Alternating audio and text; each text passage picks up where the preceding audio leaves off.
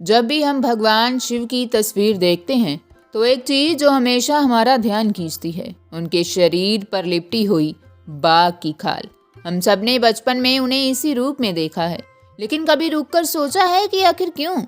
कैलाश पर रहने वाले भोलेनाथ जो पशु पक्षियों से इतना प्रेम करते हैं, जिन्हें पशुपतिनाथ कहा जाता है, वो एक मरे हुए जानवर की खाल अपने शरीर पर क्यों लपेटते हैं? क्या ये सिर्फ उनका स्टाइल है या फिर इसके पीछे कोई बहुत भयानक घटना छिपी है? दोस्तों, ये कोई साधारण वस्त्र नहीं है, ये निशानी है एक महायुद्ध की। एक ऐसा युद्ध जो किसी राक्षस से नहीं बल्कि अहंकार में डूबे हजारों ऋषियों से हुआ था। आज अतुल्य शिव रहस्य की तीसरी कड़ी में मैं आपको ले चलूंगी दारुकावन की उन घने जंगलों में, जहां भगवान शिव के ऊपर छोड़ा गया था एक आदमखोर बाघ। नमस्कार दोस्तों, स्वागत है आपका संस्कृति पर।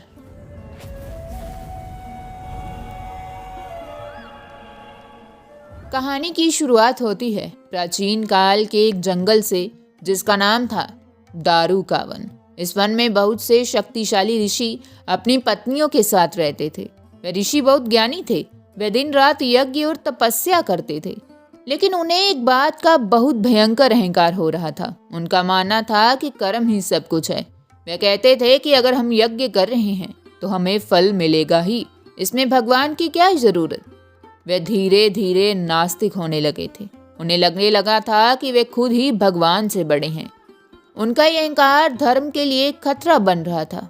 तब कैलाश पर्वत पर बैठे महादेव ने सोचा, अब इन ऋषियों के अज्ञान और घमंड को तोड़ने का समय आ गया है। लेकिन भगवान शिव वहां त्रिशूल लेकर युद्ध करने नहीं, बल्कि उन्होंने एक बहुत ही विचित्र लीला रची। शिव पुराण के अनुसार महादेव ने एक बहुत ही सुंदर नौजवान और तेजस्वी सन्यासी का रूप धारण किया। इस रूप को कहते हैं भिक्षाटन रूप। उनके शरीर पर कोई कपड़ा नहीं था, वे दिगंबर थे, लेकिन उनका तेज इतना ज्यादा था कि सूरज भी फीका पड़ जाए। भगवान विष्णु ने मोहिनी का रूप धारण किया। जैसे ये सुंदर सन्यासी दारुकावन में भिक्षा मांगने पहुंचे, वहां हलचल मच गई। ऋषियों की पत्नियां जो अपने पतिव्रता धर्म पर बहुत गर्व करती थी, वो भगवान शिव के इस अलौकिक सौंदर्य को देखकर सुध बुध खो बैठी। वो सब कुछ काम छोड़कर उस सन्यासी के पीछे पीछे चलने लगी। दूसरी तरफ ऋषियों का ध्यान मोहिनी ने भंग कर दिया। जब ऋषियों को होश आया और उन्होंने देखा कि उनकी पत्नियां एक नगन सन्यासी के पीछे पागल होकर घूम रही हैं, तो उनका गुस्सा सातवें आसमान पर पहुंच गया। उन्हें नहीं पता था कि वो साक्षात शिव हैं। उन्हें लगा ये कोई ढोंगी मायावी है जो हमारे धर्म को भ्रष्ट करने आया है। बस फिर क्या था, ऋषियों ने उस सन्यासी को मारने की ठान ली। हजारों ऋषियों ने मिलकर एक अभिचार यज्ञ शुरू किया। अभिचार यज्ञ मतलब वो यज्ञ जो किसी को जान से मारने के लिए किया जाता है। ऋषियों ने अपनी सारी मंत्र शक्ति लगा दी। सबसे पहले उन्होंने यज्ञ की आग से एक भयानक जहरीला सांप प्रकट किया और उसे भगवान शिव पर छोड़ा। भगवान शिव मुस्कुराए और उन्होंने उस सांप को पकड़कर अपने गले का हार बना लिया। जी हाँ, वासुकी नाग के अलावा ये वो सांप था। ऋषियों का गुस्सा और बढ़ा। उन्होंने फिर मंत्र पढ़े और यज्ञ से एक खूंखार हिरन प्रकट हुआ जो अपनी सींगों से मारने दौड़ा। भगवान शिव ने उसे अपने बाएं हाथ में पकड़ लिया। इसलिए भगवान शिव की मूर्तियों में अक्सर एक हाथ में मृग दिखता है। जब सब विफल हो गया तो ऋषियों ने अपनी बची खुची सारी शक्ति लगा दी और यज्ञ कुंड से उत्पन्न किया एक विशाल काय आदमखोर बाघ। ये कोई आम बाघ नहीं था, ये ऋषियों के अहंकार, क्रोध और पाश्विक शक्ति का प्रतीक था। वो बाघ गरजते हुए भगवान शिव की तरफ झपटा। ऋषियों को लगा कि आज तो ये सन्यासी मारा जाएगा। जंगल थर्रा उठा, लेकिन वो सन्यासी अपनी जगह से हिला तक नहीं। जैसे ही बाघ ने उन पर छलांग लगाई, भगवान शिव ने अपने हाथ के नाखून का इस्तेमाल किया और पलक झपकते ही हवा में उस भयानक बाघ का अंत कर दिया।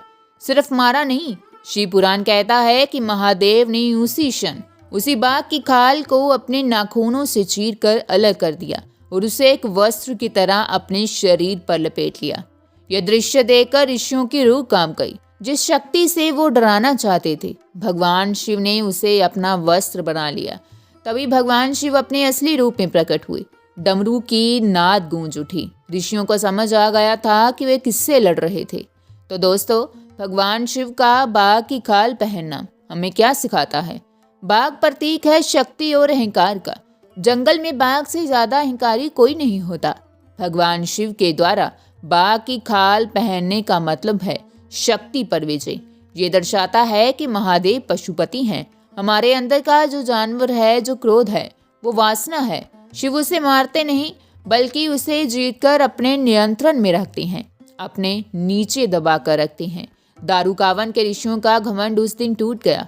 वो समझ गए कि केवल कर्मकांड से कुछ नहीं होता जब तक उसमें शिव यानी ईश्वर की भक्ति ना हो। तो अगली बार जब आप भगवान शिव को बाघ की खाल पर बैठे देखें तो याद रखिएगा, ये केवल एक आसन नहीं बल्कि अहंकार पर विजय की निशानी है। कैसी लगी आपको भगवान शिव के इस अनोखे रूप की कहानी? क्या आपने दारूकावन की ये कथा पहले सुनी थी?